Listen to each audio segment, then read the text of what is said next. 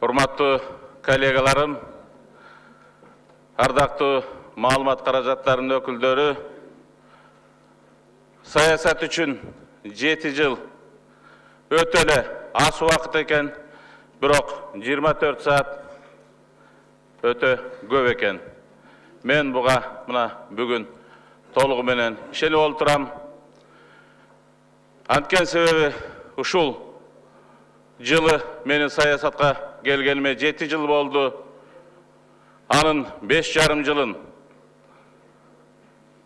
ошол кездеги партиянын жетекчиси жана жалпы партиялаштарымдын чоң ишеними менен, Алмаз Шаршеновичтин жана партиялаштарыбыздын чоң ишеними менен фракциянын лидери катары, жогорку кеңештеги фракциянын лидери катары иштедим. Ал эми мына акыркы 1,5 жылдан бери позиция, оппозиция дебей, ушул жерде отурган коллегаларым, сиздердин көпчүлүгүңүздөрдүн чоң ишенимиңиздер менен жогорку кеңештин төрагасы болуп иштеп келе жатам.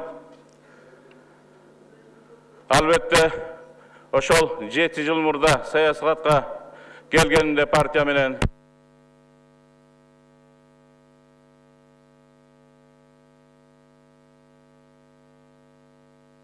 бирок 7 жыл ал идеялардын баарын эле ишке ашырып ийүүгө мүмкүнчүлүк бере тургандай убакыт эмес экен. Бир топ идеяларыбыз ишке ашып атат, ишке ашты дагы.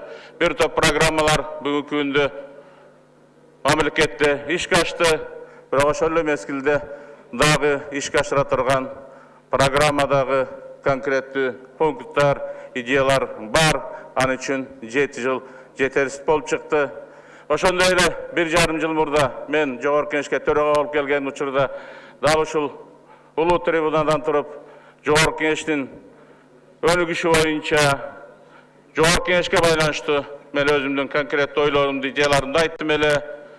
Албетте, ал идеялардын бир тобу биз сиздер менен өткөн жылы октябрь айында кабыл алган жогорку кеңешти өнүктүрүүнүн 5 жылдык программасына киргизилип бүгүнкү күндө ишке ашууда. Биз сиздер менен жогорку кеңештин ишмердүүлүгүнүн отчеттуулугунун жаңы формасын киргиздик. Ага өзгөчө биздин аппараттын кызматкерлеринин дагы эмгеги чоң. Ошондой эле мына ушул жогорку кеңеште ишкердикти төраганын алдында ишкердикти жана бизнести өнүктүрүү боюнча атайын кеңеш уюштуруп, ал дагы өзүнүн конкреттүү ишин баштаган. 20 сентябрда үстүбүздөгү жылы Кыргызстандын бизнес ассоциацияларынын өкүлдөрү менен жолугушуу учурунда ал кеңеш дагы өзүнүн жакшы иштеп аткандыгына көргөзгөндүгүнүн күбөсү болдум. Анткени бизнес ассоциациясынын өкүлдөрү кеңештин иштерине ыраазычылыгын билдирип, анын натыйжасында бир топ бизнестин көйгөйлүү маселелери, инвестициянын көйгөйлүү маселелери чечилгендигин айтышты. Албетте, биз мыйзам чыгаруу органы катары, бийликтин мыйзам чыгаруу бутагы катары социалдык, экономикалык, саясий, укуктук, бир топ сот укуктук мыйзам долбоорлорун кабыл алып келатабыз. Ошондой эле мына акыркы 1 ай ичинде 25 жылдан бери ишке ашпай келген, проблема болуп келген чек ара маселесин кошо камтыган Кыргызстан, Өзбекстан чек ара маселесин кошо камтыган бир топ эл аралык келишимдерди ратификацияладык. Ал келишимдерди ратификациялоодо жогорку кеңеш бирдиктүүлүгүбүздү көргөзө алдык.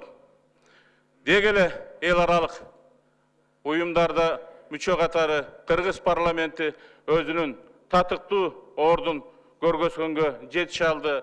Буга ошол эле КМШ парламенттик ассамблеясындагы, ОДКБ парламенттик ассамблеясындагы, Азия парламенттик ассамблеясындагы, ОБСЕ парламенттик ассамблеясындагы, Түркпадагы ишкердүүлүгүбүздү айтсак болот.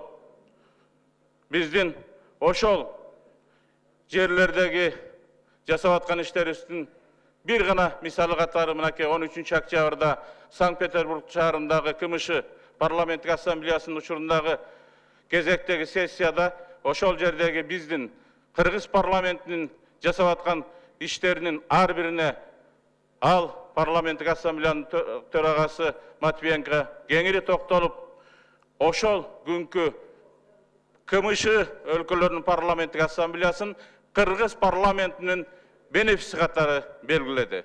Бу дагы биздин эл аралык аброюбуздун өсүп атканын, ага Кыргыз парламентинин эмгегинин чоң экендигинин бир белгиси. Өткөн жылы атайын Кыргызстанга сапар учурунда ФРГнын канцлери Меркель парламентке жолугууну өзүнчө пункт кылып киргизип атайын келип, парламент өкүлдөрү менен жолугуп кетти. Мынакей үстүбүздөгү жылы Мирзиев дагы парламенттин фракцияларынын лидерлери менен жолугуп, андан барып, ошол жолугушуудагы талкууланган маселелерге Кыргыз парламентинин реакциясына карата Кыргыз парламентинин оперативдүү иш алып барганына өздөрү абдан ыраазы болгонун билдирди. Үстүбүздөгү жылы Кыргызстанга 10 күн аралыгында удаадасы менен келген Россия мамлекеттик думасынын төрагасы Волорин, Федерациялык кеңештин төрайымы Матвиенколор өздөрүнүн жогорку бааларын беришти. Бир сөз менен айтканда, Кыргыз парламенти бүгүнкү күндө коомдук аренада, эл аралык аренада дагы абдан активдүү иштеп жатат. Буюрса 7-8 декабрь күнү Түрк өлкөлөрүнүн парламенттик ассамблеясы Бишкек шаарында өтөт. Жогорку кеңештин коногу болот.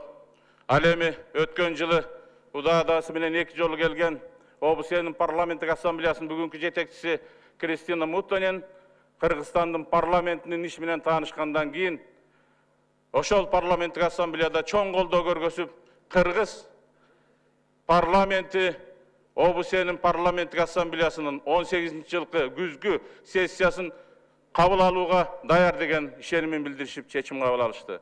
Мунун баары албетте, урматтуу депутаттар, урматтуу коллегаларым, биздин эмгегибиз, сиздер менен биргелешип жасап аткан эмгегибиз. Албетте, эң башкысы 7 жылдан бери биз 2 революциянын натыйжасында Кыргызстанда демократия курабыз деп иштеп келатабыз. Парламенттик башкарууга өтөбүз деп иштеп жатабыз. Бирок бул процесс канчалык оор экенин, оңой эмес экенин жакшы билесиздер. Биз ошол процесстин башында ганабыз. Ошого карабай Кыргыз мамлекетине карата дүйнөлүк коомчулук ушул чөлкөмдөгү Борбордук Азиядагы демократия аралчасы деген сыпат менен айтып келатат. Албетте, демократиянын үзүл-кезилдерине, анын кыйынчылыктарына карабастан парламент ошол жолдо бекем туруп атабыз. Муну да баса белгилеп коюшубуз керек. Ошол демократияны куруунун жолунда башында турсак дагы, анын мына өткөн жылы 2-эте болгон конституциялык реформасын жүргүзүп, парламенттик демократияга башкарууга өтөбүз деп жатабыз, бирок ал башы гана. Биз парламенттик демократияга өтүш үчүн конституциялык реформаны аягына чейин жеткиришибиз керек. Чыныгы парламенттик башкарууга жетишибиз керек. Ал түздөн түз, урматтуу коллегалар, парламенттин мойнунда турган иш. Анткени себеби конституцияга реформа жүргүзүшүбүз керек. Бул милдеттер дагы биз менен сиздердин алдыбызда турат. Ан үчүн биз сиздер менен бирге ошол реформаны аягына чейин чыгарабыз деп бекем ишенем. Албетте, биз Борбордук Азияда дагы бир нерсе менен айырмаланып атабыз. Ал ушу мамлекеттик бийликтин эң жогорку органы болгон президенттик бийликтин конституциялык жол менен, тынчтык жол менен алмашышы, ошол салтты ушул чөлкөмдө бекемдөө. Ал мынакей 2011-жылы Алмазбек Шаршеновичтин тынчтык жол менен, конституциялык жол менен президент болушунан башталган. Ал эми үстүбүздөгү 17-жылы мына ошол жол, ошол салт бекемделип, буюрса президент өзүнүн кийинки эл шайлаган өкүлгө бул кызматты өткөрүп берип атат. Бул салт албетте ушул чөлкөмдө Кыргызстан аркылуу тарап, Кыргызстандын жүзүн дүйнөдө мындан дагы жарык кыла турганына мен бекем ишенем. Бирок мындай бийликти тынчтык жол менен өткөрүп берүү başka biйлик butaklarında da boluş gerek. Men oylayım, hiç kanday qoomduk çıŋaluunu, qoom tarabынан argандай sın pikirlerdi kütüp oturunun geregi yok.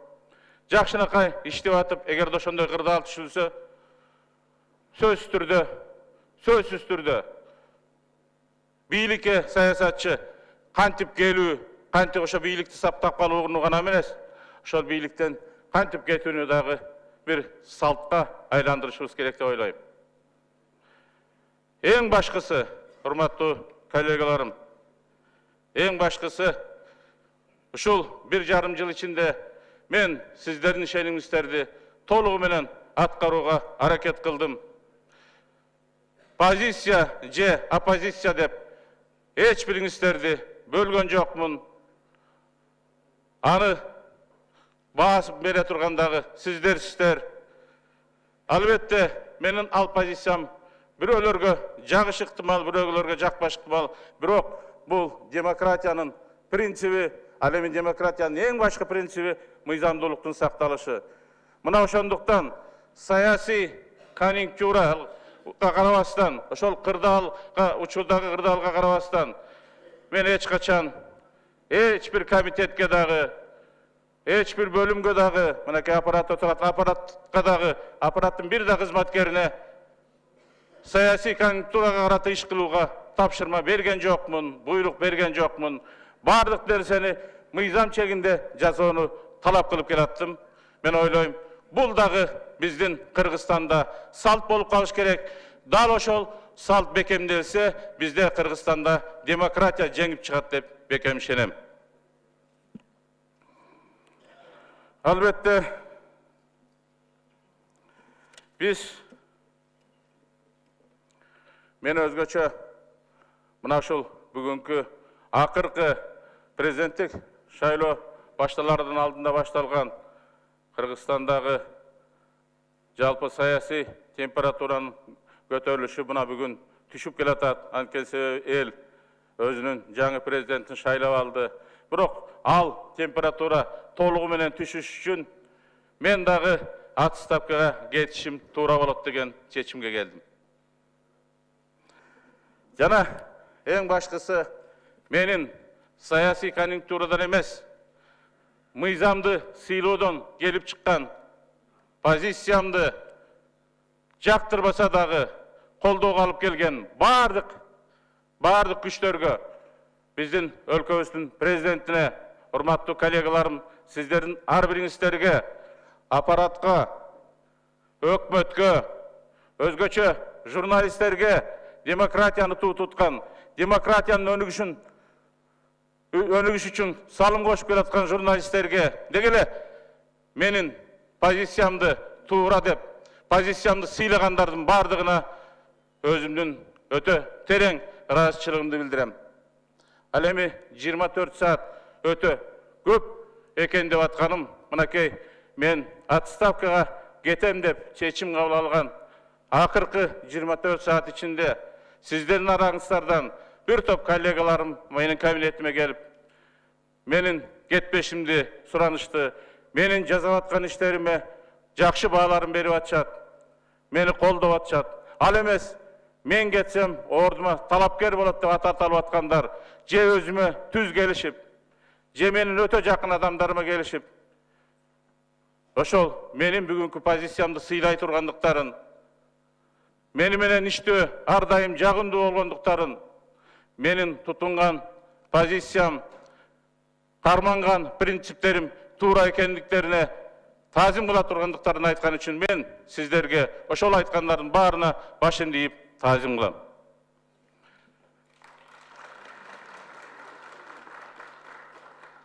En başkısı men töregalyktan ketip atam, birok sayasattan ketken jokmun, parlamentten ketken jokmun. Dagı buyursa sizler kança uşul jerde oturup işteseňizler, sizler menen dalaşonça oturup çoğu işteşem dep turam. Al emi al çoğu işteşүү birinci кезекte ынтымакка байланышкан, birbiribizge bolgan işenimge байланышкан. İşenim ketken jerde, işenim ölgön jerde iýgilik ölet, iýgilik ketet.